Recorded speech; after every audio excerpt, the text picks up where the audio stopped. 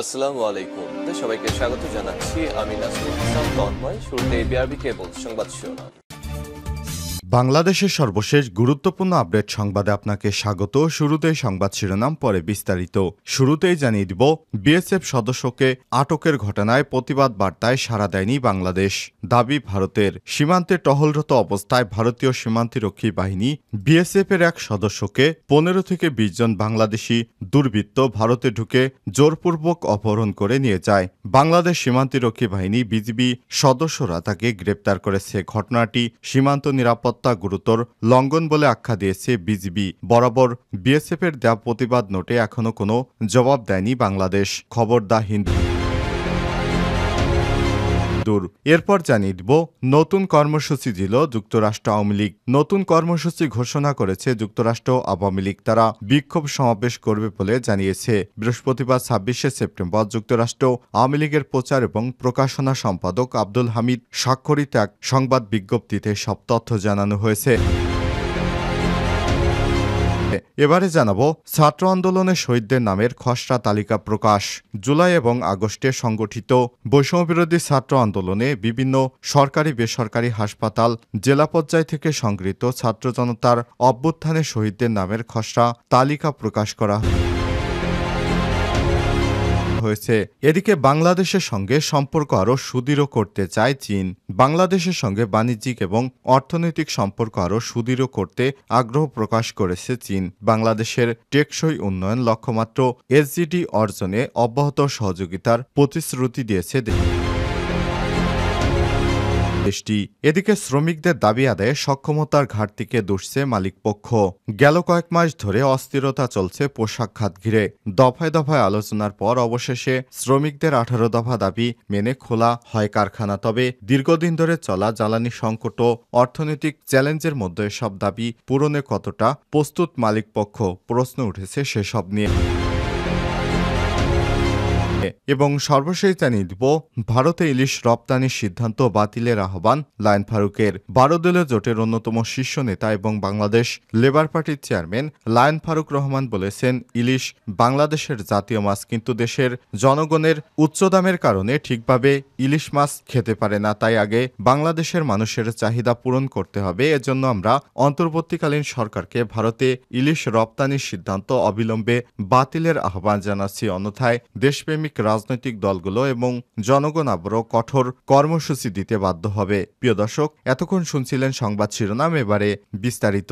তবে তার আগে বন্ধুরা, অনুরোধ থাকবে এই সংবাদটিতে একটি লাইক দিন। এই চ্যানেলে আপনি নতুন হয়ে থাকলে আমাদের সংবাদটি দেখতে দেখতে চ্যানেলটি সাবস্ক্রাইব করে রাখুন। কমেন্ট করে আপনার মূল্যবান মতামত জানিয়ে দিন বন্ধুরা, আপনি বিশ্বের কোন দেশ থেকে বা বাংলাদেশের কোন স্থান থেকে আমাদের সংবাদটি দেখছেন এবং শুনছেন। এবারে বিস্তারিত। বিএসএফ সদস্যকে আটকের ঘটনায় প্রতিবাদ বার্তায় সাড়া দেয়নি বাংলাদেশ। দাবি ভারতের। সীমান্তে টহলরত অবস্থায় ভারতীয় সীমান্তরক্ষী বাহিনী বিএসএফের এক সদস্যকে 15 থেকে 20 জন বাংলাদেশি দুর্বৃত্ত ভারতে ঢুকে জোরপূর্বক অপহরণ করে নিয়ে যায়। পরে বাংলাদেশের সীমান্তরক্ষী বাহিনী বিজিবির সদস্যরা তাকে আটক করেছে। এই ঘটনাটিকে সীমান্ত নিরাপত্তার গুরুত্ব লঙ্ঘন বলে আখ্যায়িত করেছে বিজিবি। বরাবর বিএসএফের দেওয়া প্রতিবাদ নোটে এখনো কোনো জবাব দেয়নি বাংলাদেশ।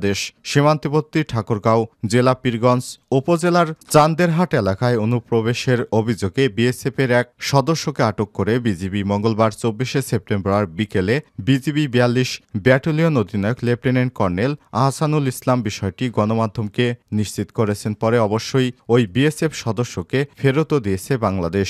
এদিকে বৃহস্পতিবার 26শে সেপ্টেম্বর ভারতীয় সংবাদ মাধ্যম দা হিন্দু জানিয়েছে, বাহিনীর সদস্য আটকের ঘটনাটিকে সীমান্ত নিরাপত্তার গুরুতর লঙ্ঘন বলে আখ্যা দিয়েছে বিএসএফ। এই বাহিনী দাবি করছে, টহলরত অবস্থায় তাদের এক সদস্যকে 15 থেকে 20 জন বাংলাদেশি দুর্বৃত্ত ভারতে ঢুকে অপহরণ করে নিয়ে যায়। পরে বিজিবির সদস্যরা তাকে আটক করে। এ বিষয়ে প্রতিবেদনে আরও বলা হয়েছে, প্রথমে দুর্বৃত্তদের মাধ্যমে অপহরণ এবং পরে বিজিবির হাতে আটক হওয়া বিষয়টি বিএসএফের একটি প্রতিবাদ নোটের এখনো জবাব দেয়নি বাংলাদেশ। বিএসএফের একজন জ্যেষ্ঠ কর্মকর্তা জানিয়েছে, ঘটনার সময় ওই বিএসএফ সদস্য নিরস্ত্র ছিল, কারণ বাংলাদেশ সীমান্তে ভারত জিরো ফায়ারিং নীতি মেনে চলে। মঙ্গলবার সকাল 10:30টার দিকে ঘটার পর বিকাল 4টার দিকে ওই বিএসএফ সদস্যকে ছেড়ে দিয়েছে বিজিবি। কর্মসূচি দিল যুক্তরাষ্ট্র আওয়ামী লীগ। নতুন কর্মসূচি ঘোষণা করেছে যুক্তরাষ্ট্র আওয়ামী লীগ। তারা বিক্ষোভ সমাবেশ করবে বলে জানিয়েছে। বৃহস্পতিবার ২৬শে সেপ্টেম্বর যুক্তরাষ্ট্র আওয়ামী লীগের প্রচার এবং প্রকাশনা সম্পাদক আব্দুল হামিদ স্বাক্ষরিত এক সংবাদ বিজ্ঞপ্তিতে সব তথ্য জানানো হয়েছে। জাতিসংঘের ৭৯তম সাধারণ অধিবেশনে যোগ দিতে বর্তমান নিউ ইয়র্কে আছেন অন্তর্বর্তীকালীন সরকারের প্রধান উপদেষ্টা ড মোহাম্মদ ইউনূস। সেখানে প্রধান উপদেষ্টার আবাসস্থল গ্র্যান্ড হায়াতের সামনে আগামীকাল ২৭শে সেপ্টেম্বর বিকাল ৪টা থেকে রাত ৮টা পর্যন্ত অবস্থান সমাবেশ করবে যুক্তরাষ্ট্র আওয়ামী লীগ অঙ্গ এবং ভাতৃপ্রতিম সংগঠনের সর্বস্তরের নেতারা। এই অবস্থান সমাবেশে বিকাল ৪টার মধ্যে সবাইকে উপস্থিত থাকার বিনীত আহ্বান জানিয়েছে যুক্তরাষ্ট্র আওয়ামী লীগের সভাপতি ড সিদ্দিকুর রহমান এবং সাধারণ সম্পাদক আব্দুস সামাদ আজাদ। এদিকে জাতিসংঘের ৭৯তম সাধারণ অধিবেশনে যোগ দিতে গত ২৩শে সেপ্টেম্বর যুক্তরাষ্ট্রের নিউ ইয়র্কে যান ড মোহাম্মদ ইউনূস। প্রধান উপদেষ্টা হিসেবে দায়িত্ব নেয়ার পর ড ইউনূসের এটাই প্রথম বিদেশে সফর। জাতিসংঘ সাধারণ পরিষদের ৭৯তম অধিবেশনে তিনি ২৭শে সেপ্টেম্বর বক্তৃতা করবেন। এর আগে জাতিসংঘের বিভিন্ন ফোরামে দায়িত্ব পালন করা নোবেল বিজয়ী এই অর্থনীতিবিদ এবার দ্বিতীয় বিজয়ের নতুন যাত্রায় গণতান্ত্রিক মূল্যবোধ ও সুশাসন এবং অর্থনৈতিক সমৃদ্ধ বাংলাদেশ গড়ে তুলতে অন্তর্বর্তীকালীন সরকার নির্বাচন ব্যবস্থা সহ অন্য ক্ষেত্রে যেসব সংস্কার কর্মসূচি হাতে নিয়েছে সেসব তুলে ধরবেন। পররাষ্ট্র মন্ত্রণালয় সূত্র থেকে জানা গেছে, দেশে জুলাই আগস্টে সংগঠিত বৈষম্যবিরোধী ছাত্র আন্দোলনের প্রেক্ষাপট এবং ছাত্র জনতার গণ অভ্যুত্থানের বীরত্বগাথা ৭৯তম অধিবেশনে ভাষণে তুলে ধরেছেন ড ইউনূস। একই সঙ্গে রাজনৈতিক পথ পরিবর্তনের পর রাষ্ট্র মেরামতের জন্য অন্তর্বর্তীকালীন সরকারের নেওয়া সংস্কার কার্যক্রম বিশ্ববাসীর সামনে উপস্থাপন করেছেন ড ইউনূস। বিশ্বব্যাংক বাংলাদেশকে ৩.৫ বিলিয়ন মার্কিন ডলার সহায়তার ঘোষণা দিয়েছে। আর এ সবকিছু হয়েছে ড ইউনূসের সরকারের কারণে। ড ইউনূসের সরকার থাকলেই বাংলাদেশ সর্বক্ষেত্রে সহযোগিতা পাবে বিশ্ব থেকে। ছাত্র আন্দোলনে শহীদদের নামের খসড়া তালিকা প্রকাশ। জুলাই আগস্টে সংগঠিত বৈষম্যবিরোধী ছাত্র আন্দোলনে বিভিন্ন সরকারি বেসরকারি হাসপাতাল ও জেলা পর্যায় থেকে সংগৃহীত ছাত্র জনতার অভ্যুত্থানে শহীদদের নামের খসড়া তালিকা প্রকাশ করা হয়েছে। আজ বৃহস্পতিবার ২৬শে সেপ্টেম্বর স্বরাষ্ট্র মন্ত্রণালয়ের জনসংযোগ কর্মকর্তা ফয়সাল হাসান এক বিজ্ঞপ্তিতে সব তথ্য নিশ্চিত করেছেন।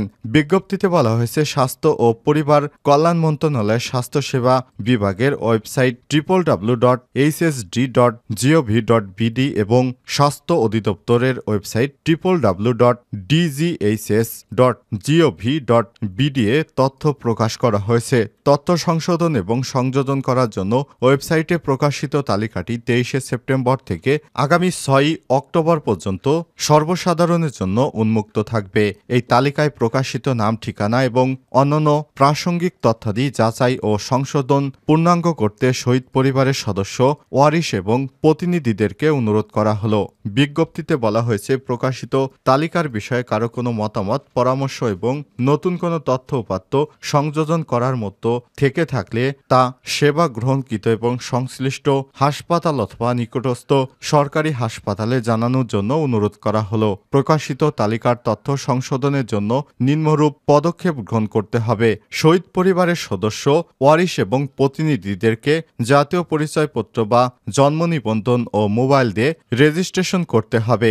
এখানে মেইল অথবা মোবাইল নম্বর ব্যবহার করতে পারবেন। রেজিস্ট্রেশনের পর শহীদ ব্যক্তিদের তথ্য ডাউনলোড ও প্রিন্ট করতে হবে। প্রিন্ট করা কাগজপত্রে যে ঘরগুলো তথ্য নেই সেগুলো পূরণ করতে হবে। পূরণকৃত তথ্য দিয়ে সেবা গ্রহণকৃত এবং সংশ্লিষ্ট হাসপাতাল অথবা নিকটস্থ হাসপাতালে গেলে সংশ্লিষ্ট প্রতিষ্ঠান তথ্য সংশোধনে সহায়তা করবে। প্রতিষ্ঠানে দায়িত্বপ্রাপ্ত ব্যক্তি শহীদ পরিবারের সদস্য, ওয়ারিশ ও প্রতিনিধি কর্তৃক পূরণকৃত ফর্মটি জমা দিয়ে অনলাইনে তথ্যগুলো হালনাগাদ করবে।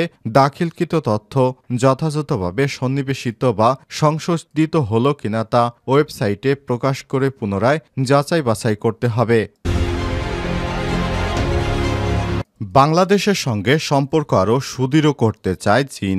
বাংলাদেশের সঙ্গে বাণিজ্যিক এবং অর্থনৈতিক সম্পর্ক আরও সুদৃঢ় করতে আগ্রহ প্রকাশ করেছে চীন। বাংলাদেশের টেকসই উন্নয়ন লক্ষ্যমাত্রা এসডিজি অর্জনে অব্যাহত সহযোগিতার প্রতিশ্রুতি দিয়েছে দেশটি। বুধবার 25শে সেপ্টেম্বর নিউ ইয়র্ক স্থানীয় সময় জাতিসংঘ সদর দপ্তরে জাতিসংঘ সাধারণ পরিষদের অধিবেশনের ফাঁকে বাংলাদেশের প্রধান উপদেষ্টা অধ্যাপক ডক্টর মোহাম্মদ ইউনূসের সঙ্গে সাক্ষাৎকালে চীনের পররাষ্ট্রমন্ত্রী ওয়াং ই এসব কথা বলেন। খবর বাসস। চীনের পররাষ্ট্রমন্ত্রী জানিয়েছেন, ডক্টর ইউনূসের আহ্বানে সাড়া দিয়ে চীনা সোলার প্যানেল প্রস্তুতকারকেরা বাংলাদেশ কারখানা স্থাপনে আগ্রহী। চীনা সরকার বিষয়টি অত্যন্ত গুরুত্ব সহকারে দেখছে। গত মাসে ঢাকায় চীনের রাষ্ট্রদূত ডক্টর ইউনূসের সঙ্গে সৌজন্য সাক্ষাৎ করতে এলে তিনি চীনের সোলার প্যানেল প্রস্তুতকারকদের বাংলাদেশে বিনিয়োগের আহ্বান জানিয়েছেন। বাংলাদেশে সোলার প্যানেলে চীনা বিনিয়োগ গেলে সেটি আমাদের বিদেশি বিনিয়োগের ক্ষেত্রে মাইলফলক হবে। সাক্ষাৎকালে চীনের